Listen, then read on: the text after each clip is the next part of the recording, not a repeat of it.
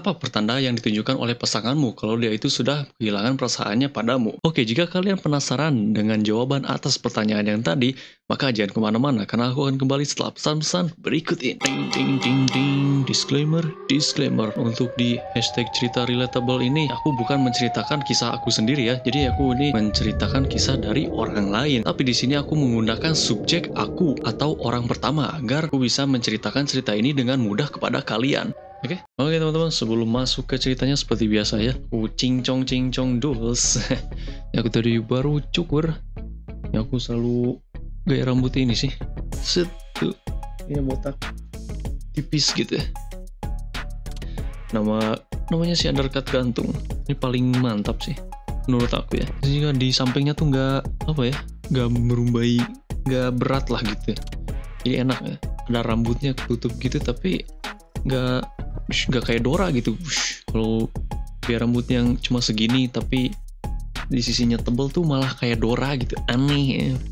Terus ketemu aja kayak rambut ini undercut gantung, mantap sih ini. Aku tuh pengen dipanjangin, cuma pas udah panjang dikit udah ngerasa nggak enak gitu. Jadi ya kembali ke undercut gantung lagi gitu.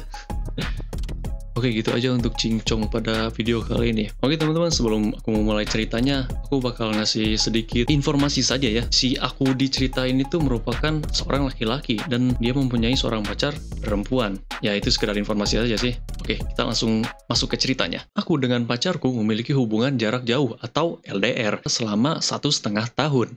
Dia sudah mengabaikanku cukup lama yang dimana itu tuh sangat menggangguku. Biasanya aku dengan pacarku selalu mengobrol dan menghabiskan waktu bersama, tetapi semenjak bulan Maret, dia tiba-tiba berubah. Dari menelponku tiap hari, terus sekarang malah jadi tiba-tiba menjadi selalu sibuk untuk menelpon.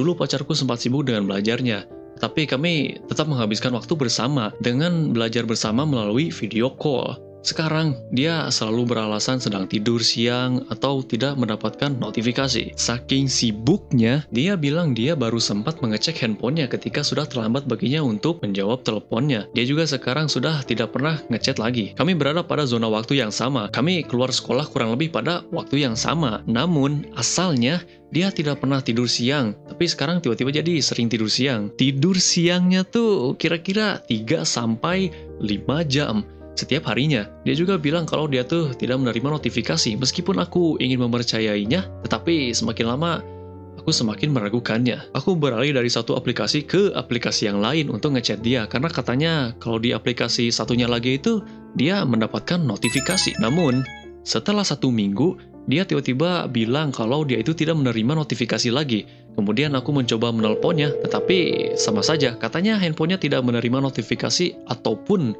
berdering. Tapi ketika aku menelponnya, aku bisa mendengar notifikasi dan nada deringnya.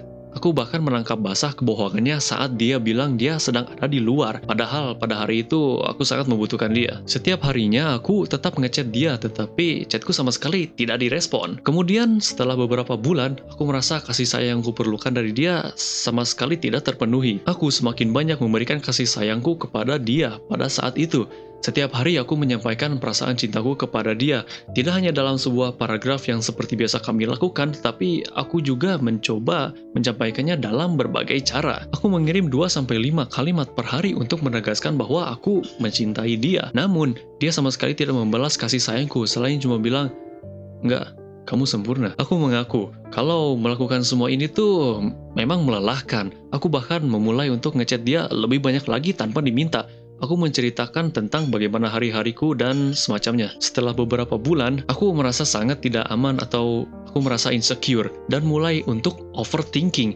Mengapa dia kehilangan perasaannya? Pada akhirnya, setelah 1/2 tahun aku diabaikan, aku bertanya kepada dia apakah aku merupakan pacar yang baik atau tidak. Kami mengobrolkan ini lewat telepon. Aku merasa bahwa dia sangat dingin dengan responnya. Akhirnya aku berhasil membuatnya mengakui bahwa aku tuh bukan pacar yang baik.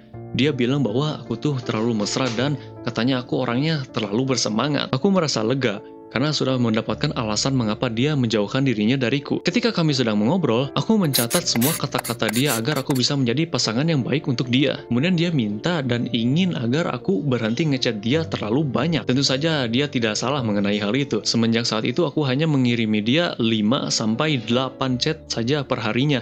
Tetapi 5-8 chat tersebut tuh tidak ditanggapi oleh dia. Mendengar ini semua tuh membuatku sakit hati. Meskipun begitu aku berusaha untuk bersikap baik-baik saja sepanjang pembicaraan itu. Namun, setelah pembicaraan di telepon tersebut sudah selesai, aku tak bisa menahan tangisku pada malam itu. Setelah percakapan itu, aku hanya ngechat dia untuk mengucapkan selamat pagi dan selamat malam saja. Biasanya kami melakukan percakapan di antara kedua waktu tersebut. Sudah 2 minggu berlalu semenjak pembicaraan di telepon pada waktu itu, dan dia sama sekali belum ngechat aku lagi. Aku bilang pada dia bahwa kasih sayang yang berlebih yang pernah aku lakukan sebelumnya itu adalah sebuah reaksi, yang dimana itu tuh karena kebutuhan kasih sayangku yang tidak terpenuhi. Maka dari itu katanya dia akan mencoba agar mulai lebih mesra lagi kepadaku. Itu tuh adalah satu-satunya momen dimana aku mencoba untuk memberitahunya bahwa aku merasa diabaikan. Kemudian dia meminta maaf sebesar-besarnya. Aku bisa tahu dia mulai menangis. Gara-gara reaksi tersebut, aku jadi terlihat seperti seorang yang sangat berharga bagi dia. Aku ingin mengobrol dengannya, tetapi aku takut dia hanya ingin bersamaku karena dia merasa kasihan padaku. Oke teman-teman, bagaimana menurut kalian cerita singkat yang tadi? Apakah cukup relatable dengan kalian? Kalau kalian udah pernah ngedeketin perempuan, ya setidaknya 1 kali pasti ya cukup relate lah sama cerita ini. Karena kalian ya nggak tahu apa-apa gitu. Baru pengalaman pertama berhubungan dengan perempuan, nggak tahu apa-apa. Kok cewek kok gini, kenapa ya? Kok cewek gitu, kenapa ya? Kan nggak tahu gitu. Ya ini sebagai pelajaran lah untuk kita semua. Oke teman-teman, mungkin beberapa dari kalian nggak mengerti ya, mengapa si dia yang ada di cerita ini tuh, dia mengabaikan si aku. Nah itu tuh karena dia sudah mendapatkan perhatian yang dia inginkan, kasih sayang yang dia inginkan itu dari pasangan barunya. Mungkin kalian berpikir, mengapa si aku yang ada di cerita itu nggak diputusin aja dulu? Itu karena kemungkinan besar karena dia terus-menerus bersama si aku itu karena dia merasa kasihan saja. Karena pikirkan aja baik-baik, seorang cewek yang asalnya dia itu suka banget sama kamu, terus juga selalu menghabiskan waktu bersama, ya kayak di cerita yang tadi, terus tiba-tiba dia itu langsung gak mau berhubungan lagi sama kamu kan? Ya itu karena ada orang lain, pasti itu udah pasti. Yang namanya perempuan itu kalau dia punya sosmed, terus pasang foto dia, terus upload foto dia ke sosmed tersebut, maka akan banyak cowok-cowok yang DM dia. Kalau cowok mah kan kalau ngupload foto yang ada malah followernya berkurang. Jadi ketika kalian mau ngedeketin seorang cewek, mau itu dari ya Instagram lah contohnya, itu tuh kalian gak sendirian yang ngedeketinnya. Makanya kalian harus siap untuk kalah. Dan kalau kalian bukanlah prioritas bagi si cewek ini, ya kalian jangan menganggap si cewek ini tuh sebagai prioritas kalian. Karena nggak bakal bekerja men. Jadi ketika seorang cewek sudah berpindah hati dari kalian ke orang lain, yang perlu kalian lakukan adalah cukup meninggalkan dia saja. Nggak perlulah ngerebut dia dari cowok lain gitu. Karena si cewek ini tuh pindah hati tuh atas keinginannya sendiri, bukan karena direbut. Yang namanya cinta itu diperjuangkan oleh pihak laki-laki dan pihak perempuan. Bukan laki-laki satu dengan laki-laki lainnya memperebutkan satu perempuan. Bukan gitu. Untuk mencari jodoh itu ya memang sulit lah. Beberapa dari kalian mungkin ada yang berpikir, oh coba aja aku lebih tampan, maka aku akan dapet cewek ini. Oh coba aja aku lebih kaya lagi, aku lebih berduit, aku bakal dapet cewek ini. Itu pemikiran yang salah men. Aku beritahu aja ya, satu kasus nyata lah. Ada seorang pesepak bola yang namanya Kakak. Dan si Kakak ini tuh dia gak cuma tampan, tapi dia berduit lah namanya juga. Terus juga dia atlet profesional kan ya. Udah tampan, terus juga duitnya banyak. Terus juga atletis, karena dia atlet kan. Terus juga dia itu adalah merupakan pasangan yang baik. Terus apa alasan pasangannya si Kakak ini putus dengan si Kakak? Itu tuh karena dia terlalu sempurna. Kan aneh gitu. Coba kalian di Google tuh, Kakak wife divorce. Tuh dia putus dengan si Kakak karena dia terlalu sempurna untuk dia. Banyak lah beritanya ya. Ini merupakan salah satunya tuh, Kakak never betrayed me.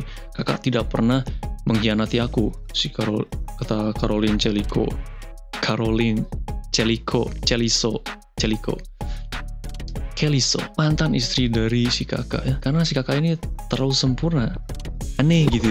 Setia, tampan, atletis, berduit, diputusin men. What? Aneh gitu. Why? Nggak ada harapan lah zaman sekarang mah. Ya ini cuma satu kasus aja ya. Pasti banyak lah yang senasib dengan si Kakak ini. Oke teman-teman, gitu aja untuk video kali ini.